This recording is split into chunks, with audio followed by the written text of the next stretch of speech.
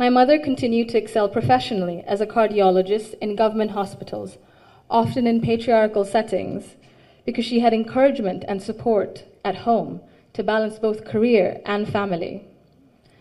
In 1979, my Nanu, Saida Iqbal Mand Banu, began using her own home to open a free elementary school for vulnerable and disadvantaged children.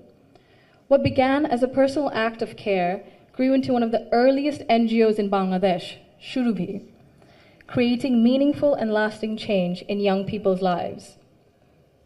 The belief that women's dignity must be recognized both privately and publicly was also reflected in my grandparents' lives and leadership beyond our family. My grandfather, President Zia Rahman, understood that development was incomplete if women were excluded. He saw women as capable contributors at home, at work, and in public life. And that belief carried into the choices he made as a leader. Under his leadership, the expansion of the garment sector meant millions of women entered formal work for the first time, gaining independence and income. The creation then of the Ministry of Women's Affairs reflected a conviction that improving the lives of women and girls required intention and structure. These were not just policy decisions, but they were an extension of the values that he lived by personally. That foundation was carried forward by my grandmother, Begum Khaleda Zia, who understood the transformative power of education that gave women voice, choice, and confidence. Under her leadership, girls' education was treated as a right, not a privilege. Free secondary schooling, alongside programs such as Food for Education, Cash for Education, helped to keep millions of girls in schools and change the course of families across the country.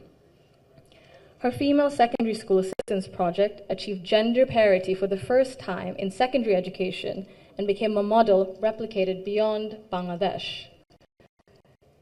আমি যদি একটু সময় নিয়ে actually একটা ঘটনা মনে এসেছে দাদুর ব্যাপারে এটা বলতে বলতে দাদু যখন আমাদের সাথে লন্ডনে ছিলেন গত বছর প্রথমের দিকে উনি যখন এসেছিলেন তখন হাসপাতালে ছিলেন কিছু চিকিৎসার জন্য ওখানে বিভিন্ন দেশ থেকে নার্স ছিল ডাক্তার ছিলেন এবং একটি নার্স ছিলেন নাইজেরিয়া ওয়েস্ট আফ্রিকাতে আম্মা আব্বা একদিন দাদুকে সকাল সকাল দেখতে গেছিল তো নার্স তারপরে বললেছে যে ও আমি তো আপনার মাকে চিনেছি বললো কিভাবে আপনার মাই প্রথম ইলেক্টেড প্রাইম মিনিস্টার বাংলাদেশের না আম্মু আব্বু তো অবাক হ্যাঁ আপনি কিভাবে জানেন তো নার্স তারপরে বললো যে আপনাদের যে উনি যে এত কিছু করেছেন এই মেয়েদের শিক্ষার জন্য specially primary education food for education cash for education এগুলো আমাদের সরকার ওই ৩৫-৩০ বছর আগে দেখে ইমপ্লিমেন্ট করেছিল আর ওই কারণে লক্ষ লক্ষ মেয়েরা গ্রাম অঞ্চলে ওদের দেশে গ্রাম অঞ্চলে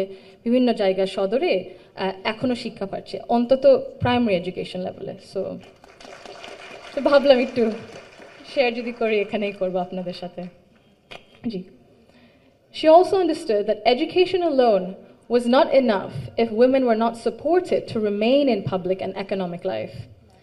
Supporting women to access credit, build livelihoods, and grow small businesses mattered. So did recognizing the realities of motherhood, of childcare, and that required systems being strengthened around maternity leave and childcare, which she did.